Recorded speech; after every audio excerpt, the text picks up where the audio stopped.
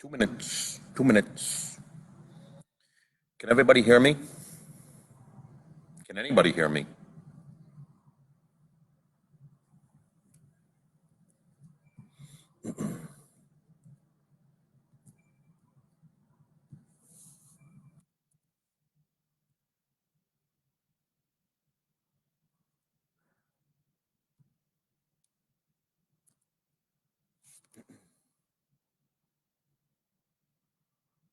Can you hear me?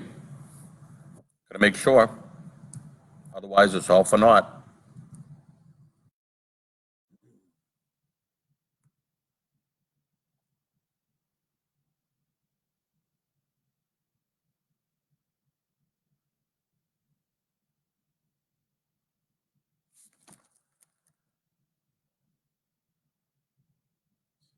Can someone comment if you can hear me? Can you hear me?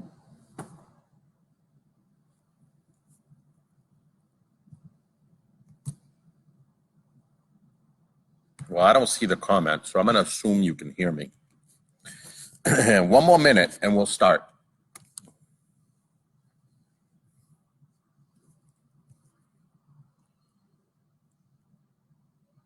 I'm gonna say the thumbs up means you can hear me. And if you can't, this is theater for, oh yes, that's a thumbs up. This is theater for lip reading if you can't hear me. But you can. Okay, it's 10 a.m.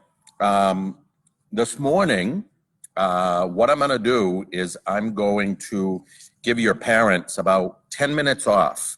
10 minutes to enjoy themselves, drink a cup of coffee, and just for a few minutes get you out of their hair because you're home for the next 2 weeks. So what I think we should do is every day at 10 a.m. we'll read a story, and you can sit with your parents and listen in.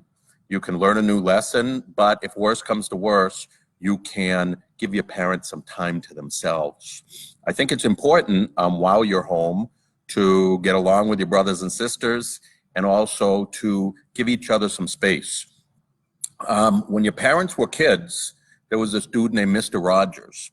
And Mr. Rogers, maybe you've heard of him. Mr. Rogers would greet the kids each morning and tell them stories and stuff. Well, as your parents know, I'm no Mr. Rogers. Ask your mother. She knows I'm no Mr. Rogers. But I can still do the same thing. I can teach you positive lessons, and I can read to you each morning and see where this goes. You'll be home for the next 2 weeks at least, so I can join you at 10 o'clock each morning. So this is the book that I helped write. It's called A Cup of Kindness. And I want to give you a little backstory about A Cup of Kindness first. About 2 years ago in Washington State, all the way across the country, I heard a story about this little lady named Becca. And she owns a coffee stand called Becca's Brew. And Becca's a nice person for the most part. She met this guy named Will. Now, Will has special needs. And so he would come to her coffee shop each day and he would want to help her out around the coffee shop. And he would do odd jobs, and he would do things like empty the trash and greet customers and just overall make her day more special. Well, one day what happened, and you'll read about this in the story, but I want to tell you in advance. One day what happened is this lady came through the stand and she was mean to Will. She didn't treat him with respect or kindness or love. And so I don't know what you would do in that case, but what Becca did is she gave the lady the coffee for free, didn't make her pay. And then she told her, don't ever come back again because you need to treat people with kindness. And if you don't treat people with kindness, especially Will, I don't want you here at my coffee stand. So get out of here.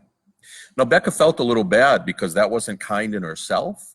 But at the same time, it taught Will a valuable lesson. And that lesson was that she had his back. And you can't bully Will or anybody because his friends are going to stand up for him. So that was a huge lesson. One last part of the story. No, I'm not going to tell you the last part. I'm going to read it to you so you can see what happened. Okay? Now, just a quick break from our sponsor. Our sponsor is Civic Media Relations, because I don't just do this for nothing. I do it to try to sell some books. So if you want this book or any other, you can visit my website, www.civinmediarelations.com. That's the only commercial. Okay? Now it's on to the important stuff. And this is called A Cup of Kindness by Becca Nistrian and Todd Sivin, and illustrated by Jason Boucher, who's my regular artist. He does a lot of my books. Dedication. This is to all, I'm going to try to show you and read at the same time. This is to all of the beautiful children of the world. You are our hope for unity in a world divided by differences. We need to change. You need to be the change. Sometimes it's the people that no one imagines anything of who do the things that no one can imagine. Deep. Okay, ready? Let's go. If kindness came from coffee beans, I'd enjoy a cup each day, drive right down to the coffee stand, sip a cup of large gourmet. The aroma would be so heavenly, with a flavor you can't resist. And though it seems this can't be true, such a place just may exist. In a city whose name is Bothell, a modern Eden, some would say, comes a story like a fairy tale in a cobalt blue cafe. By an Arco in the great Northwest, country's coffee brewing mecca, there's a drive-through stand about 6 by 9 and a barista whose name is Becca. Does everybody know what a barista is? It's a person who works in a coffee shop. She's as tiny as her coffee stand. Some may say they're both pint-sized, but if you measured Becca's heart, we know you'd be surprised. Treat everyone with kindness, and there's no way you could lose. A gourmet cup at a bargain price is the essence that Becca brews. Folks drives for a mile for fresh fruit teas or a mocha with salted caramel toffee, and all who visit Becca's brew leave with so much more than coffee. On a warm spring day in Bothell, Becca spotted a lonely man, invited him over, and introduced herself, and their friendship soon began. I want to show you the best part of this book is, as the author and the artist, we get to be in the book. And that's the best part, because nobody can tell us we can't, because we make those decisions. So this is me. Whoops, I can't do it backwards. This is me, a little chubby man with glasses. This is my artist, Jason. And it says 26.2 on the car, as if I ever ran a marathon. And then CMR, which is the name of our company. Back to the thing. Hey, guess what? My name is Will. Do you want to hear a joke? Becca showed the kindness many don't, and listened closely as he spoke. Will faces special challenges, but what makes him so unique is his happiness, joy, and zest for life through each sentence that he speaks. They're playing cards. They're playing Go Fish. I'll make a deal, said Becca. Come visit me each day. We'll enjoy a drink and share some laughs and pass the time away. Their friendship soon developed through their positive attitudes. He became a part of Becca's place, like the coffee that she brews. Everybody see the picture? I gotta get this straight if I'm gonna continue to do it. Gotta be in front of the camera. You're my very best friend, Becca, a common phrase that he would say. Bye, Becca, I love you, is how he ends their day.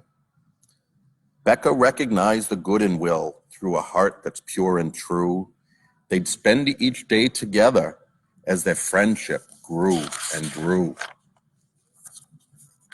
Here's the part I told you about, the nasty woman.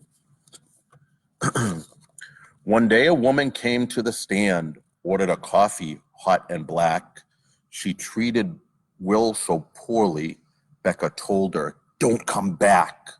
She looked at Will with sadness. What kind of message did she send? Even though she lost a customer, she must do that for her friend. That's a huge lesson there. Got to stand up for what's right. Tomorrow, I think we'll do Courage with Charlie, and that's going to show you a similar message, how you need to stand up for your buddies. Soon Becca learned of his birthday. He would soon be 31. She wanted to throw Will a party, but would Bothell really come? She posted on a neighborhood blog a great plan she would devise, invited the city of Becca's Brew to throw Will a surprise. It's the part I didn't tell you. Check out what happens. The community came out by the dozens, as Becca hoped they would. An event that will be talked about where the whole world seems so good. A ride around Bothell with the men in blue filled Will to the brim with pleasure. But what they gave to Will that day is a love you cannot measure. Will loved policemen, and he got to ride in the police cruiser. Eric's Heroes showed Will's birthday far and wide, giving millions the opportunity to feel the warmth inside. Will was overwhelmed at first, a day he hoped would never end. Greater than the gifts that he received were his new amount of friends. He was thrilled. Listen carefully, kids. Sometimes in life we learn lessons from an unexpected source. The cup of kindness you choose to drink could change a person's course. So as you wake for school this morning, I know you're at home, work with me here. As you wake for school this morning and another day begins, remember that every person matters and kindness always wins. The end. I hope you enjoyed it today. We kept it to 15 minutes, which your parents got to breathe a little bit. I feel better. I feel more kind and confident and happy.